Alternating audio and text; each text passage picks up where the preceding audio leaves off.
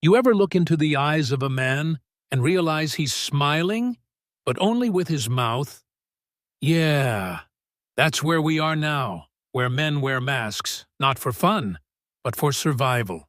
We're so used to men being strong, silent, unshaken, the providers, the protectors, the ones who always seem to handle it. But beneath that armor, there's often a war zone no one sees. I've lived that war. I've fought battles dressed in suits, walked into boardrooms bleeding emotionally while everyone clapped for my composure. And I smiled back, while I crumbled inside. Because here's the truth. Men are taught to suppress, not express, to endure, not explore, to function, not feel. And that's not strength. That's survival mode. You ask a woman how she's feeling, and she tells you. You ask a man? He says, I'm good.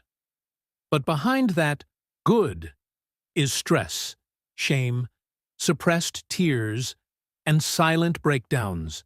Nobody asks men how they're surviving. We ask what they do, what they earn, what they provide. But survival? That question rarely comes up. I remember a night I sat in my car for hours. I had nowhere to go. I just couldn't go home, couldn't face the silence, couldn't face myself. But guess what? Not one person noticed I wasn't okay. Because I still showed up the next day. Dressed, shaved, professional. We applaud men for being dependable, but forget that even the strongest need to be depended on emotionally. Not for money, not for sex, not for fixing problems, but just to be asked, Bro, how's your heart? Most men will never volunteer their pain, not because they're proud, but because they've been trained to believe pain makes them unlovable, unworthy, weak. I was that guy, giving, providing, showing up, but dying slowly. Because no one ever paused to ask, Are you okay?